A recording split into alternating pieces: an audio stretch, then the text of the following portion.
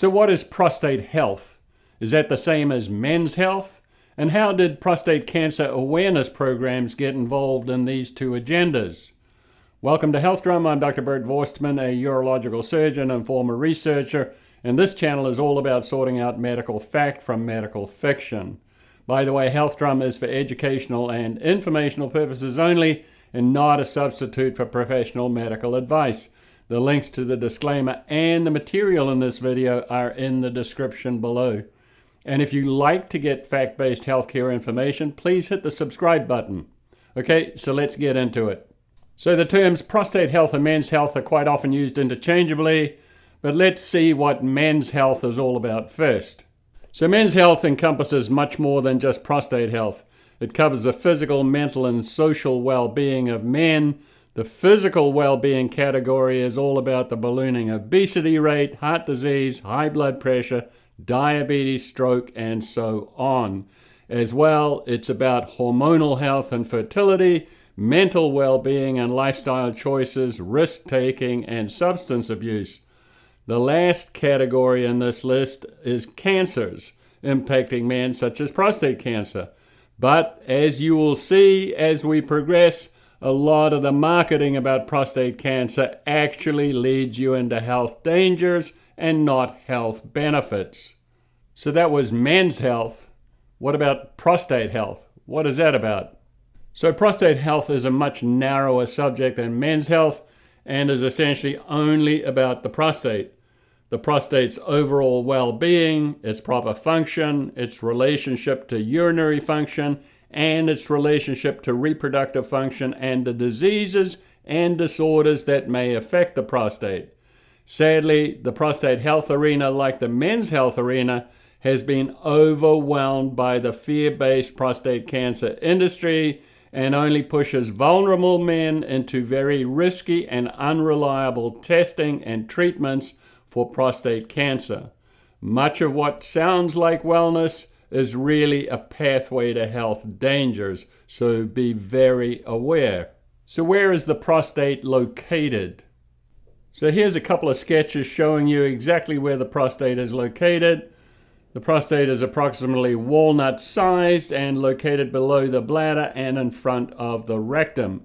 It surrounds the upper portion of the urethra or the tube that carries urine and semen out of the body. This channel passes more or less through the middle of the prostate. So what are the functions of the prostate? The prostate has several functions: to produce seminal fluid, manufacture the prostate-specific antigen, which helps liquefy the ejaculate so sperms can travel up the uterus. It contracts for ejaculation. It's involved in the production of the hormone dihydrotestosterone, and this hormone plays a critical role in the development and maintenance of male characteristics. The prostate also helps in the control of urinary flow, and looking back at the sketches of the prostate gland, you will easily understand how cutting out the prostate through open or robotic surgery disrupts all of these important sexual and reproductive functions. So what are some symptoms that may indicate issues with the prostate? So the main symptoms suggesting possible issues with the prostate are urinary symptoms, such as straining to pass urine, sometimes also pain on ejaculation, and as you get older, you may notice a weak flow or dribbling, urinary frequency, urinary urgency, urinary leakage, or urinary incontinence. Now, this is important to understand. Urinary and sexual symptoms have been wrongly sold as early prostate cancer warning signs. This is pure deception, as these urinary and sexual symptoms are actually part of the aging process.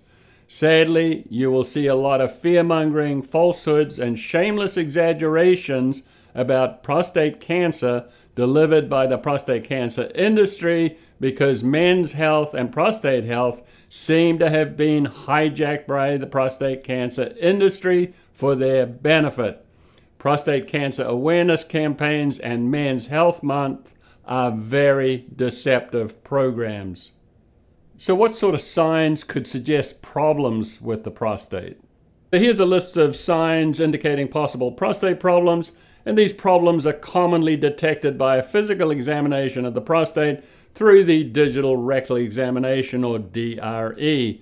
The prostate exam is done by the practitioner using a gloved and lubricated finger to enter the anus and rectum to judge the size and feel of the prostate. Clearly, this is a highly subjective and unreliable test and tries to accomplish several things: estimate prostate size or degree of enlargement, estimate prostate tenderness, estimate presence of prostate irregularities or nodules, and estimate whether there is prostate asymmetry. As well, there's another sign that some patients may or may not notice at times, and that is blood in the semen or hematospermia, and this is almost always a benign condition. Now, all of these findings concerning the prostate have been misrepresented big time as being possibly indicative of prostate cancer. In fact, the DRE is a medieval junk test, highly unreliable and unjustifiable. There is simply no irrefutable and reproducible data that supports this test for saving significant numbers of lives. And having this grossly unscientific test being recommended or done periodically for active surveillance is highly illogical. As we progress, we will drill down on the business of prostate cancer. So what sort of diseases can impact the prostate? So here's a screenshot of disorders impacting the prostate. The first three are common disorders, such as enlargement of the prostate, prostatitis, and cancer of the prostate. The other two in this list concern rare infections like TB and other types of rare prostate cancers like sarcomas, carcinoids, and so on.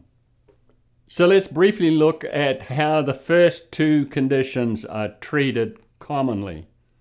So these are the two most commonly treated benign prostate conditions: BPH, or benign prostatic hypertrophy.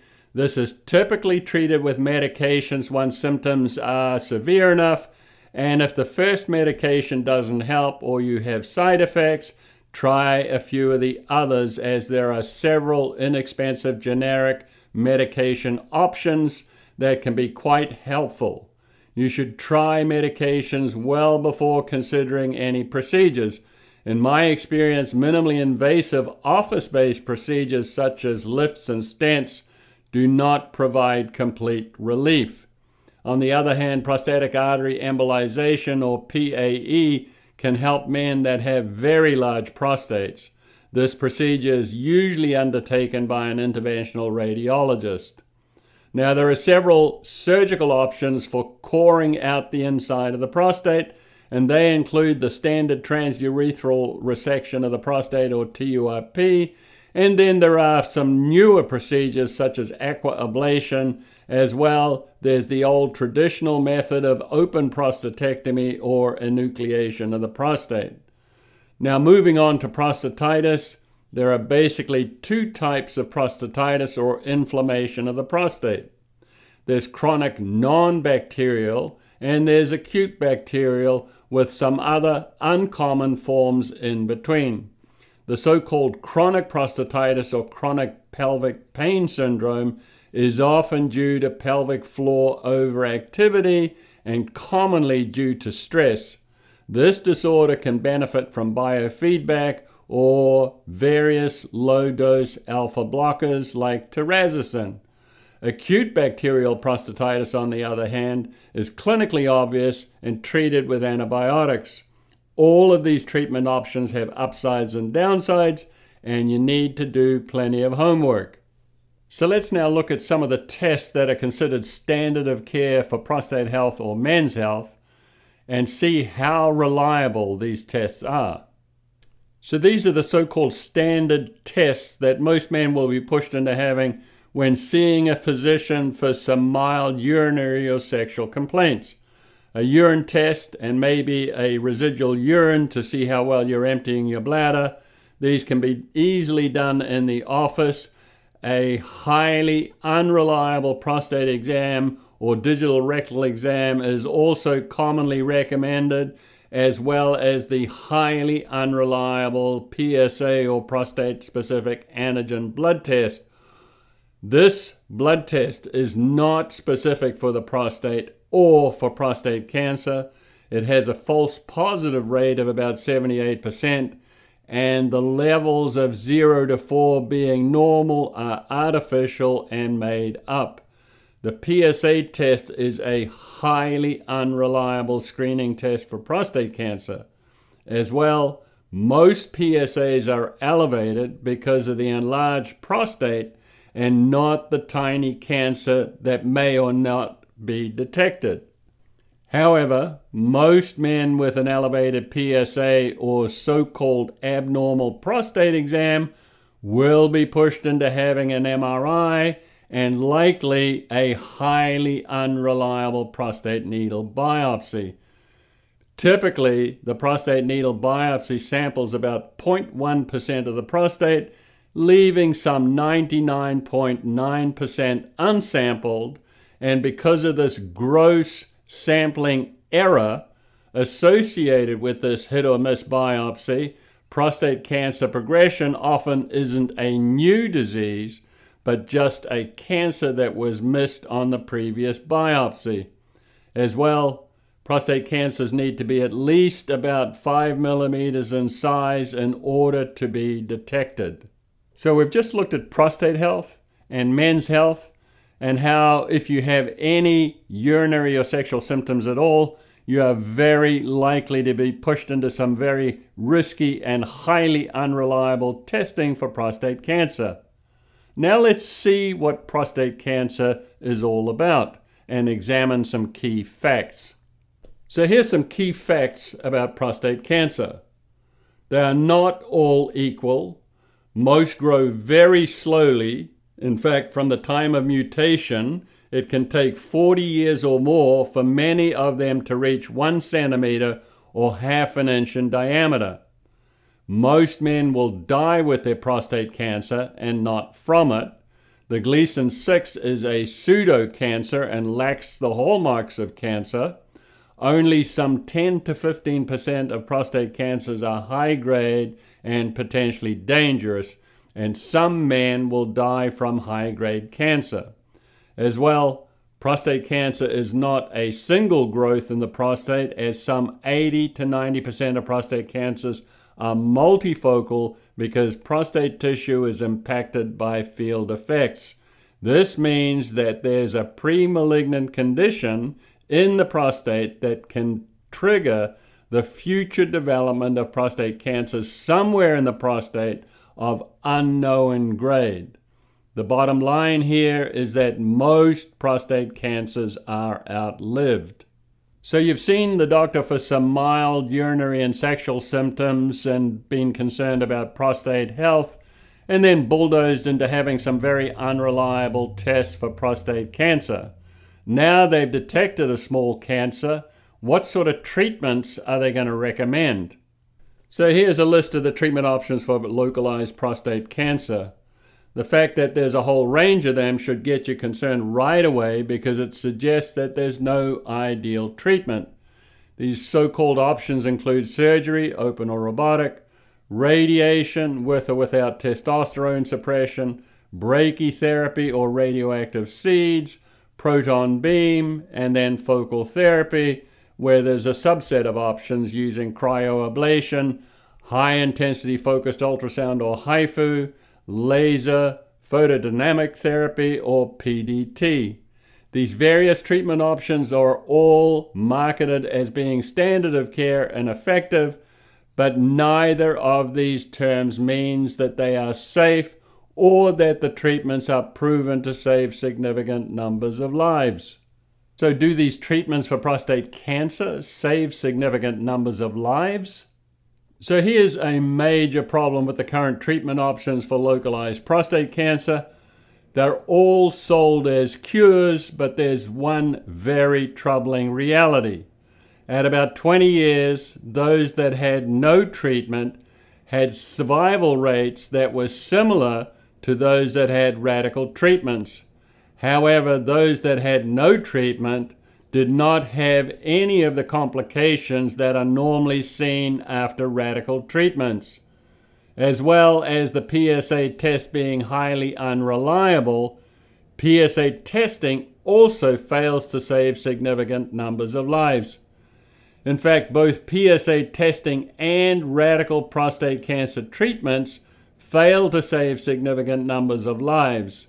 And these facts make a mockery of the guidelines for localized prostate cancer, risk stratification, standard of care claims, prostate cancer awareness, men's health, and prostate health programs. So not only are prostate cancer treatments not life-saving, they're associated with many potential complications. So prostate cancer treatments are associated with a significant incidence of debilitating complications. Most importantly, they're not good treatment options, as surgery is associated with 11 to 48% of positive margins or residual cancer, while both surgical options and radiation options are associated with a 20 to 50% incidence of biochemical recurrence within 10 years of treatment. This means a rising PSA and means that there are cancer cells somewhere producing the PSA despite the treatment. Particularly surgery has a number of general complications such as urinoma, hematoma, rectal tears, DVTs, and so on.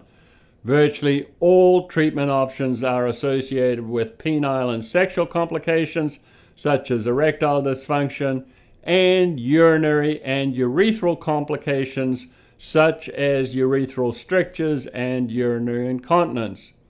It's important to underscore here that it's outrageous that you should see a physician for some mild urinary and sexual problems and then be railroaded into having unreliable testing for prostate cancer, especially when most prostate cancers are outlived and the treatment options are associated with debilitating complications, and there's no irrefutable and reproducible evidence that any of these treatments for prostate cancer save significant numbers of lives. In fact, treatments claiming to be effective or standard of care doesn't mean that they're life-saving or safe. So what about prostate cancer awareness programs and Men's Health Month? Are they associated with life-saving benefits or only lead men to health dangers? So every September, there's a lot of marketing about prostate cancer awareness. You should be very, very wary about these programs and the many claims of early detection and early treatment. These programs are mostly a circus that exaggerates risks and benefits of screening and have also fooled businesses to sponsor misguided PSA-based screening events. Why? Because there is no evidence that prostate exams and PSA testing save significant numbers of lives. Furthermore, as we discussed previously, urinary or sexual symptoms are mostly natural signs of aging that have been marketed falsely as cancer red flags. Even more disturbing, the prostate cancer awareness movement is funded heavily by industry players who profit from testing and treatment and not from prevention or truth. There is no irrefutable and reproducible evidence that PSA testing and prostate cancer treatments for localized prostate cancer save significant numbers of lives. However, all of these proven tests and treatments make a lot of money. So how is it possible that these tests and treatments for localized prostate cancer treatment are highly risky and fail to save significant numbers of lives, but are marketed as being standard of care? So here's a screenshot of issues responsible for the fact that prostate cancer care is trapped in a cycle of fear, failed tests, and ineffective treatments. On this list, you'll see healthcare is financially driven and treatments are profitable, monitoring is not. Marketing is fear-based and serves to exploit the prostate health and men's health issues. Prostate studies invariably are poorly designed in that they lump together patients with the harmless Gleason 6 pseudocancer, as well as various Gleason grades and scores, along with variable tumor volumes and others arbitrarily treated with testosterone suppression. These studies clearly produce results that are scientifically worthless. Not only are these prostate cancer studies scientifically worthless, but none of the recommended tests or treatments are supported by irrefutable and reproducible data for saving significant numbers of lives. Even worse, there's been an abject failure on the part of the American regulatory apparatus to demand scientific proof that the tests and treatments for prostate cancer save significant numbers of lives before they become so-called standard of care and impact public health. Also, health insurance coverage for these unreliable tests and treatments isn't validation, but it's collusion between insurers and the prostate cancer industry to monetize fear rather than saving lives. Sadly, the current fear-based prostate cancer narrative is nothing but a public health disaster. So what should you do if you have been diagnosed with a localized prostate cancer? So if you've been diagnosed with a prostate cancer, make sure you do your due diligence. Get several opinions from doctors who are not financially invested in treatment. Understand your specific case, what Gleason grade and score is your prostate cancer, and how accurate is your diagnosis. Preferably get your biopsy reread by a prostate cancer pathologist and do lots and lots of homework. There is no emergency. Consider active surveillance for low and intermediate risk cancers. Ask tough questions. What is the evidence that this treatment will help me live longer? And weigh quality of life. Is the potential benefit worth the risk of permanent complications? And lastly, don't fall for every claim that you hear. Again, do lots and lots of study. So let's recap. In this video, what is prostate health? You learned that men with prostate health issues often have mild urinary or sexual symptoms. If you see the doctor for these mild urinary and sexual symptoms, you will often be bulldozed into having unreliable and risky testing for prostate cancer.